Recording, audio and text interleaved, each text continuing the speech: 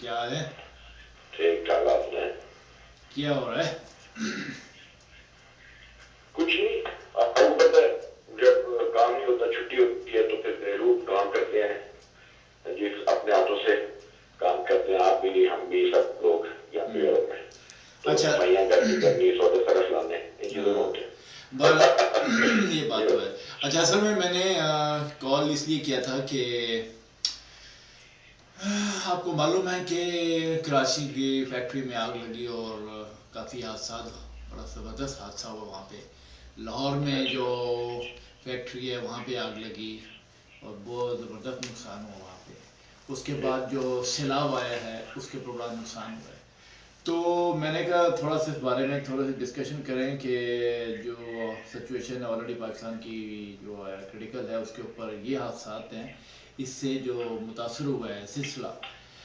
और इसके बारे में आपको मैंने इतला कर दी थी और मैंने बताया भी था।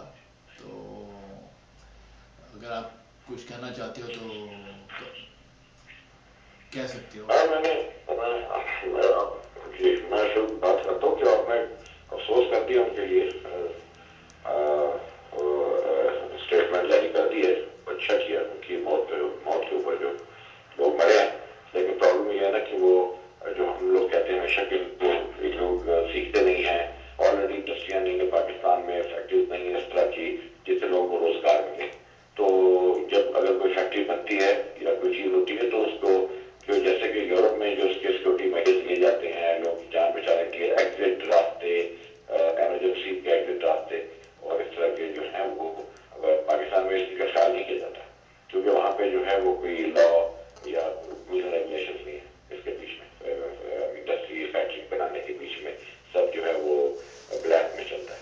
तो ये अफसोस की बात है कितने लोग मरे और दोनों जगह बातचीत हुई और बड़ा लोग निकल नहीं सके उसके अंदर से। तो ये बहुत बड़ा जो है एक अफसोस का वाक़या है जिसपे आपको और मुझे हम दोनों को अफसोस है। तो अफसोस ही कर सकते हैं, बाकी उससे दुआ कर सकते हैं कि जो लोग मर गए उनको ब्लेसिंग हो, और जो पीछे रह गए बेचारे, क्योंकि बहुत काफी मर गए होंगे, बहुत गरीब और मजदूर मरे हैं, जो कि आमतौर पर मजदूर एक घंटे का फील होता है।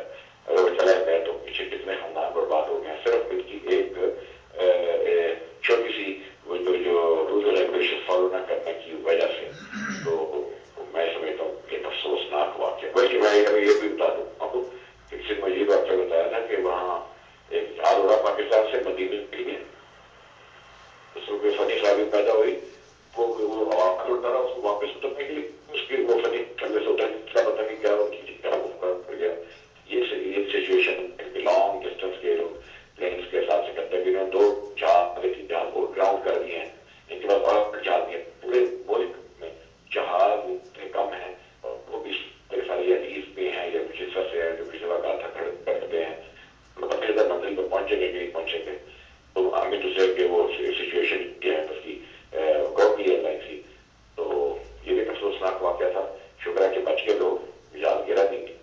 लेकिन ये जहाज नहीं गिरा तो कल अगर क्योंकि ये सुधरे नहीं तो कल कोई और फॉल्ट होगा, कोई ना कोई हादसा तो पेश आ सकता है। हाँ, तो सही। उस सिलसिले में भी अफसोस की बात है।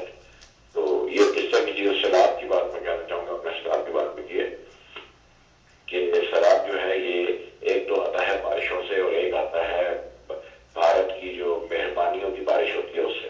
तो भारत जो है वो डैम बना चुका है, बना के बैठा हुआ है, कितने डैम उसने तैयार कर लिए हैं और वहां पर जो है उसका सिलसिला शुरू हो गया। वो हर साल पानी छोड़ता है डैमों को का लेवल बराबर रखने के लिए, और वो पानी पाकिस्तान से ही गुजरता है। तो मेरा मकसद कहने का यहाँ पे अभी कुछ जो कालाबाग डैम है उसके ऊपर जो है, अगर आज से ये 10 सालों पहले बन गया होता तो आज बहुत बड़े पैमाने पे बहुत कुछ हो सकता था। उसके अलावा जब इनके डैम बनना शुरू हुए भारत के, तो ये हमारी इंटेलिजेंस को रिपोर्टें थी, हमारे पाकिस्तान की गवर्नमेंट्स को रिपोर्टें थी कि ये लोग जो जिस जाविये से बना रहे हैं डैम्स जितने भी बन रहे हैं, उनका जो लामाला जो अखराज होगा वो पाकिस्तान की तरफ होगा, पाकिस्तान से वो सारा पानी गुजरेगा और डैमों से अखराज करना जरूरी होता है। तो मेरा नहीं तो ये डैम्स टूट जाते हैं। तो अब जब इनको ये पता था तो इनको कोई ऐसा जिम्मेदार अफसर, जिम्मेदार हुक्मरान नहीं आया जिसने कि ये सोचा हो कि इन डैमों के साथ हमारे डैमों की भी तामीर शुरू होनी चाहिए। उस पर जो सबसे बड़ा अफसोसनाक वाक़या ये है कि एक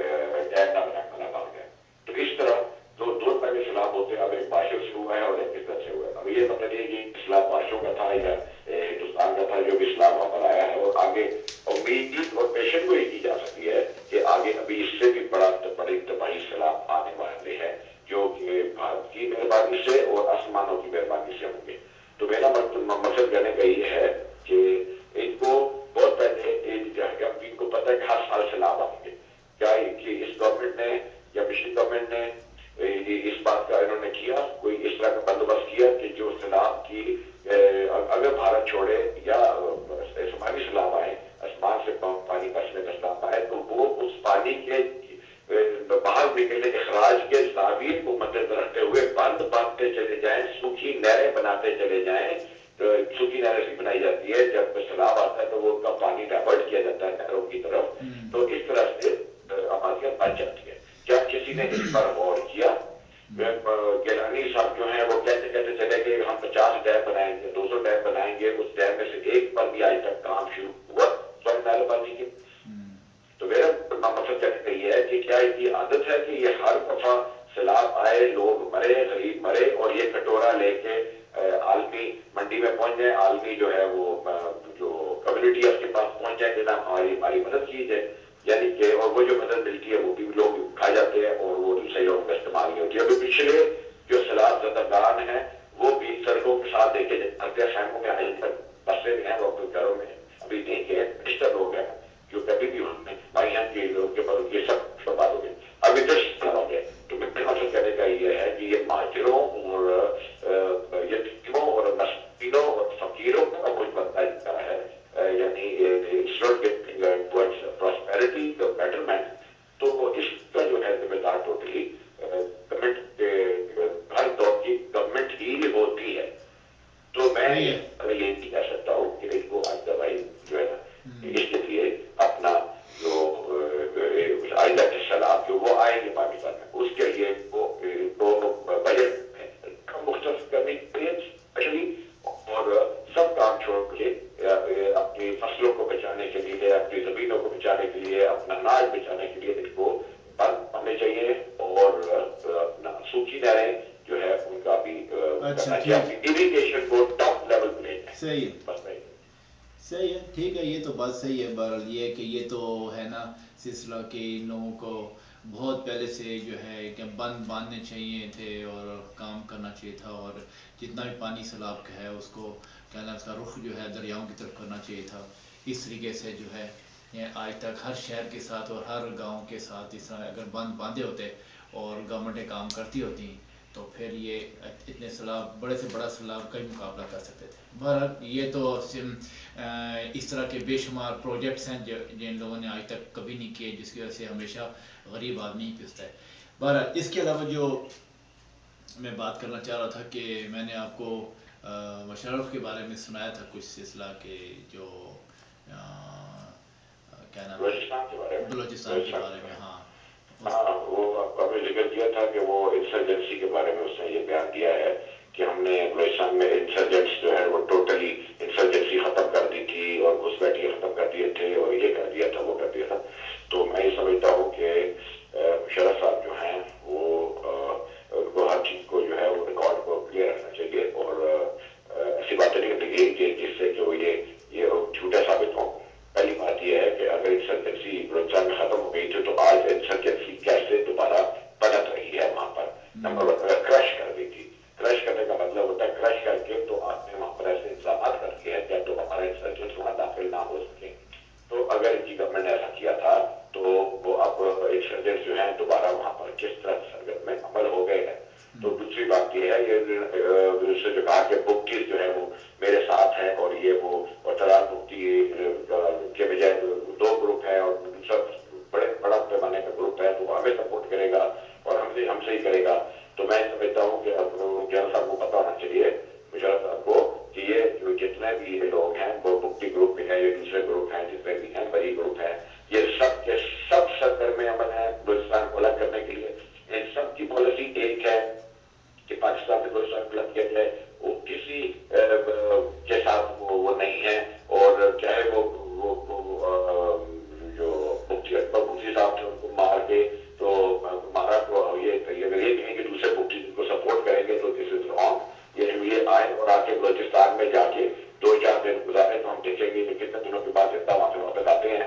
یہ ثابت کریں کہ جو ہے مفتی جن کے ساتھ ہے. ٹھیک ہے نا, وہاں پر لوگ جو ہیں انسرجنٹس تو ہیں ہی ہیں, لیکن وہاں پر جو یہ پارٹیاں ہیں, چاہے بکٹی ہو چاہے دوسرے پارٹیاں ہوں, ان لوگوں کے, ان سیاستدانوں کے زیادہ ہرکارے ہیں جو کہ لوگوں کو شناختی کارڈ دے کر اتار کے مارتے ہیں اور ملک میں ابتری پھیلا رہے ہیں, اور ان کے کئی لوگ انگلینڈ میں بیٹھے ہوئے ہیں. بلوچستان کے سرکردہ لیڈرز جو ہیں وہ انگلینڈ میں بیٹھے ہوئے ہیں,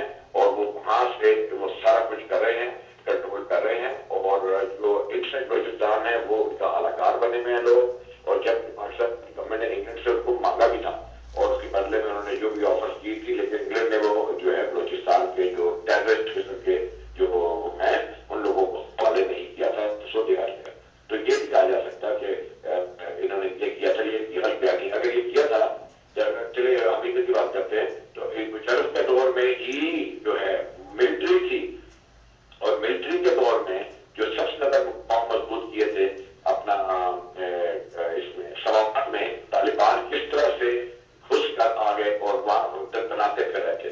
ان کا دور تھا نا، وہاں پر تو لوکل پاکستانی پھر ہی فکر تھا. اس قدر وہاں پہ طالبان نے آلموسٹ اپنی حکومت قائم کی تھی. تو کیا یہ لوگ تھوڑے سے یہ جس طرح میں کرش کرنے کی بات کرتے ہیں، یہ بازو کے نیچے جو وہ تھا، اسلام آباد میں بازو کے نیچے سوال ہے، وہ اس میں سرجنٹ گھس گئے تھے اس، اور وہ اپنی قلعہ مضبوط کر لیا تھا انہوں نے. بعد میں بڑے بڑے آپریشن کرنے پڑے، خرچہ کرنا پڑا پیسہ.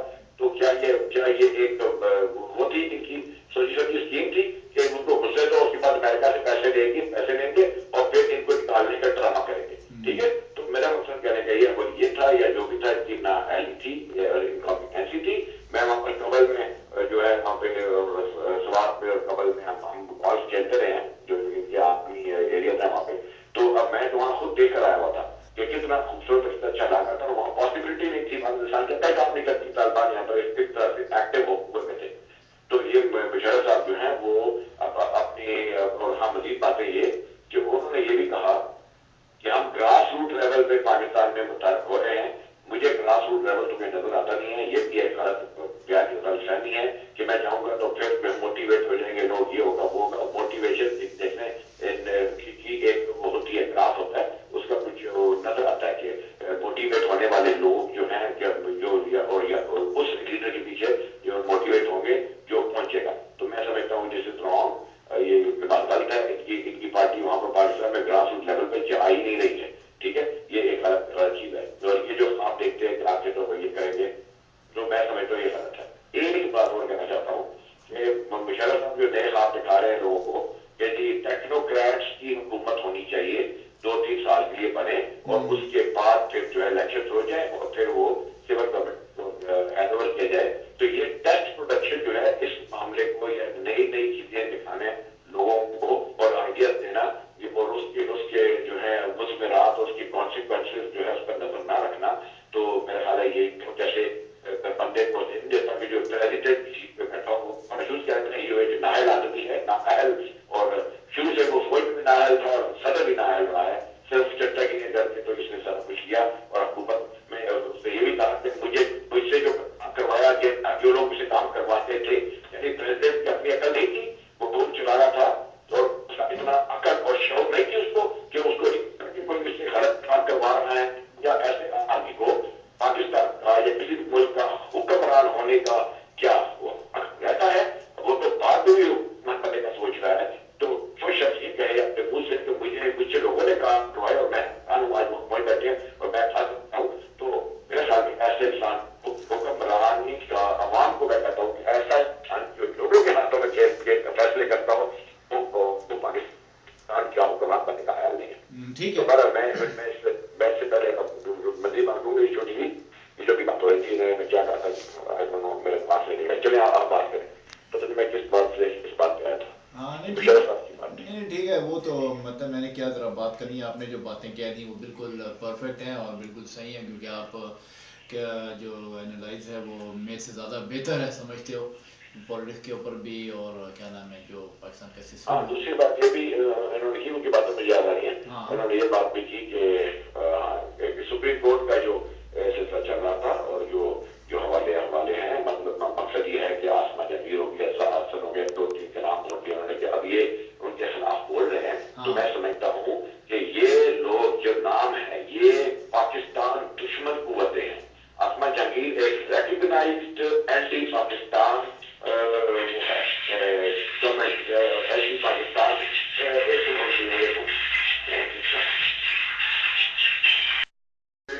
اینٹی پاکستان وہ ہے، وہ ایلیمنٹ ہے ان کے ہاتھوں میں کھیلتی ہے ہمیشہ. اور وہ جب پانی نے اس قدر بڑا جرم کیا تھا جس پر سپریم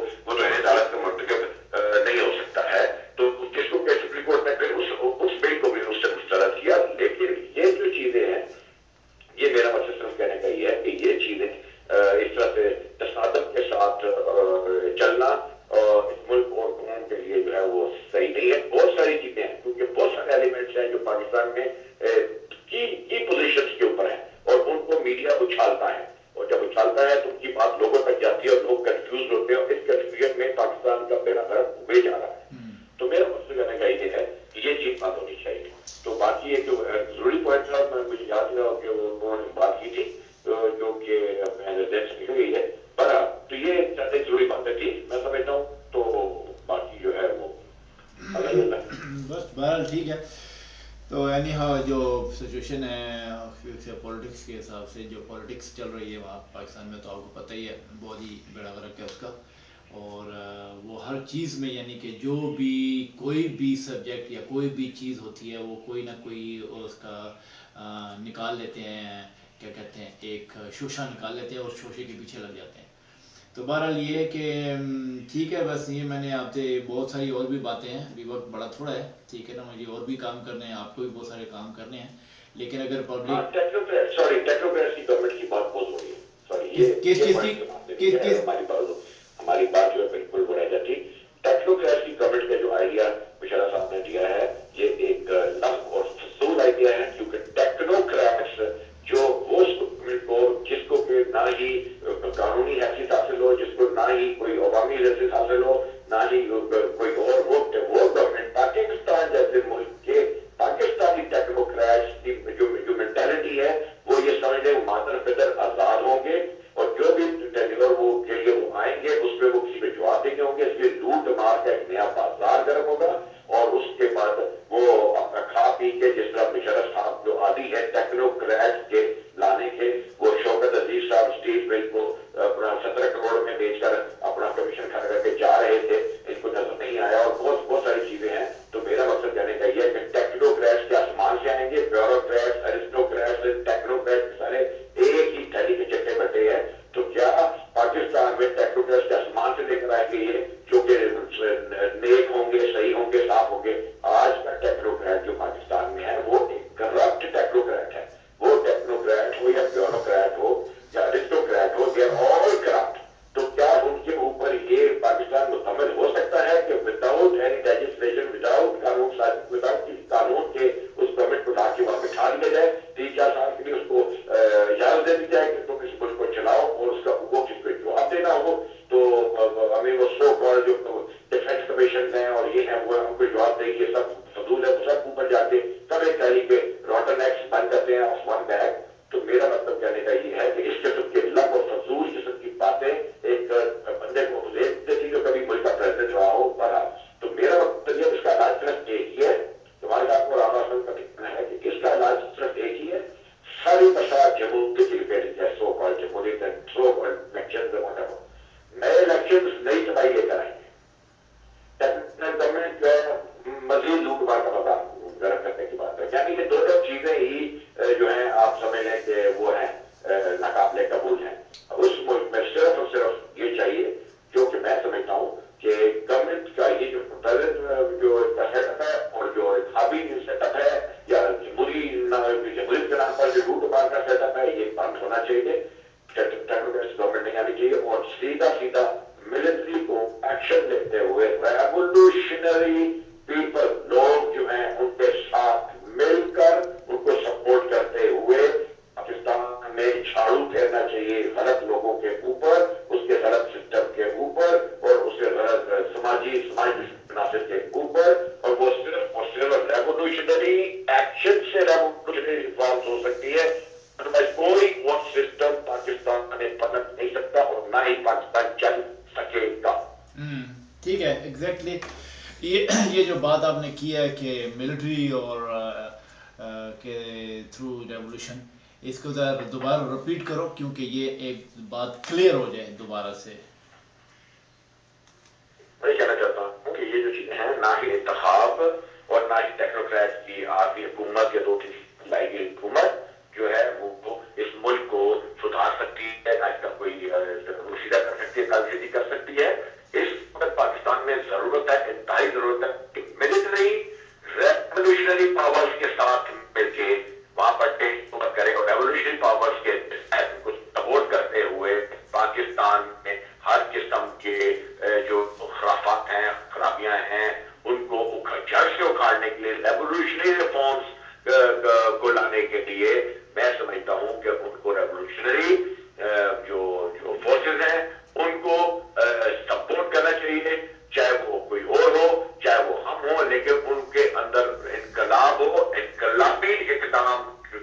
والے جو بلا لحاظ کرنے والے لوگ ہوں ان کو ہی صرف ملٹری کو سپورٹ کرتے ہوئے پاکستان میں لا کر اس سارے سسٹم کو سیدھا کرنا پڑے گا، کرنا چاہیے. لیکن میں آج یہ بھی کہتا ہوں کہ یہی الٹیمیٹ ہے کہ وہ ان کو جو فورسز ہیں ان کو جو ہے ریولوشنری فورسز کے ساتھ ہی ہاتھ ملانا پڑے گا اور انہی کے ذریعے ملک میں جھاڑو پھیرنا پڑے گا غلط اور سماج دشمن ناصر اور بدعنوان اینڈ کرپشن ان چیزوں کے، تاکہ وہ ایکشن جو ہے وہ جو اس کے بعد پاکستان کو ایک نئے رخ پر ڈالا جا سکے. ادروائز اگر اس نے ٹیکنوکریٹس کو بھی سپورٹ کیا تو جنرل کو وہ کرپٹ ٹیکنوکریٹس مزید کرپٹ بنا دیں گے اور جو دیگر فورسز ہیں جو ان کو سپورٹ کرتی ہیں ان کو بھی، کیونکہ انقلابی اقدام میں جنرلز کی بھی گردنیں پکڑی جائیں گی جو کرپٹ جنرلز ہیں. سو یہ ٹیکنوکریٹ کی گورنمنٹ نہیں کر سکتی. تو اس کے لیے صرف اور انقلابی پاور کے ساتھ ہی پاکستان ملٹری کو ہاتھ ملانا پڑے گا الٹیمیٹلی. یہ میرا دعویٰ ہے. ہاں ریولوشنرز کے ساتھ پاکستان کو بچانا ہے. ہاں اور وہ بھی ریولوشنر جو ہے بلڈی ریولوشنر جو لے کر آنا چاہتے ہیں خونی انقلاب.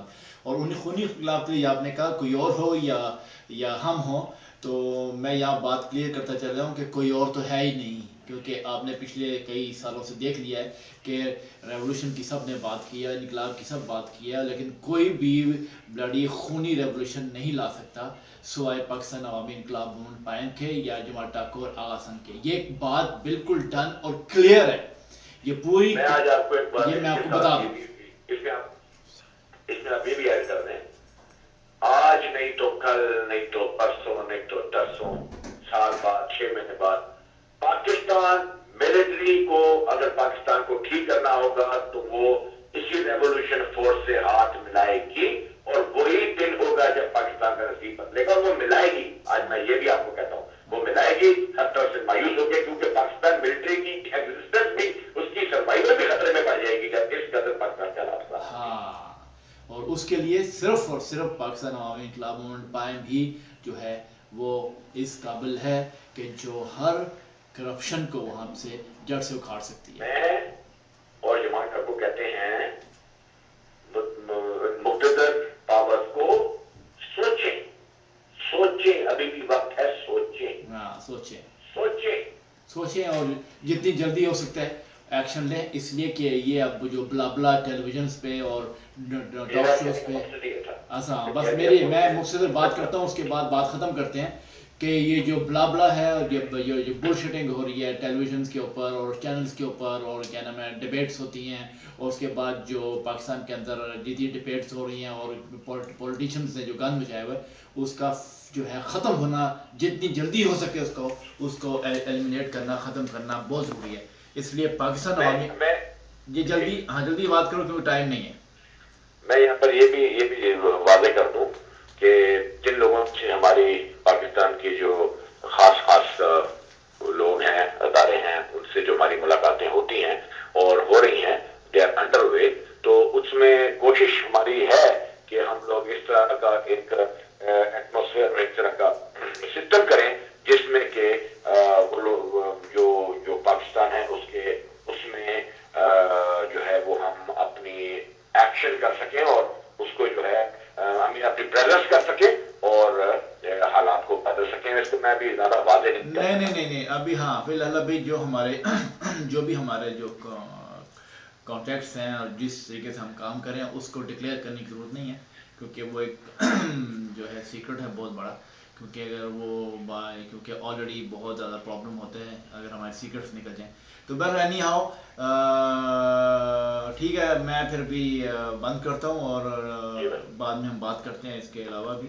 تو آخر میں یہ کہوں گا کہ پاکستان عوامی انقلاب موومنٹ پائم زندہ باد، اور پاکستان عوامی انقلاب موومنٹ پائم کے لیڈرز جمال ٹاکو اور پریزیڈنٹ آغا حسن سید جو کہ پریکٹیکلی اور ذہنی طور پہ جو ہے وہ ہر وقت تیار ہیں بلڈی اور خونی انقلاب لانے کے لیے، کیونکہ ہمارے دور میں جو ہیں سب کے سر کٹیں گے اور کیا نام ہے درجنوں کے حساب سے لاکھوں کے حساب سے ہم نے جب آنا ہے ہماری کسی کے ساتھ کوئی سلوک اچھا نہیں ہوگا، ہمارا کسی کے ساتھ کوئی کانٹیکٹ نہیں ہے، کسی کے ساتھ کوئی ہمارا لنک نہیں ہوگا، کسی کی سفارش نہیں چلے گی. ہم نے صرف یہ دیکھنا ہے پاکستان کے حق میں کس نے کام کیا ہے وہ ہمارے ہاتھ سے بچے گا، اور جس نے ایک دانے کا بھی نقصان دیا ہے پاکستان کو اور پاکستان کی قوم کو، ہم نے ہر حالت میں جو ہے ان کے سر ان کے دھڑ سے علیحدہ کر دینے ہیں، چاہے وہ کسی کیٹیگری کا آدمی ہو. ٹھیک ہے، میری بات صحیح ہے نا؟ تو پاکستان عوامی انقلاب موومنٹ بنی ہی ہے بلڈی خونی ریولوشن لانے کے لیے. آج نہیں تو کل نہیں تو پرسوں، جیسے آپ نے کہا ہے، ہم نے کسی کا لحاظ نہیں کرنا، اور ہم نے سب جو لاکھوں کروڑوں کے حساب سے جو ہے کیا نام ہے سر اتار دیں. بس ٹھیک ہے نا؟ تو ٹھیک ہے، تو پاکستان عوامی انقلاب موومنٹ پائم زندہ باد. آغا حسن سید اور جمال ٹاکو، آل دا بیسٹ، اور ہر وقت اللہ تعالیٰ کامیاب کرے ہمیں. تو پھر بعد میں ملاقات کرتے ہیں، ٹھیک ہے؟ Okay all the best. Okay all the best.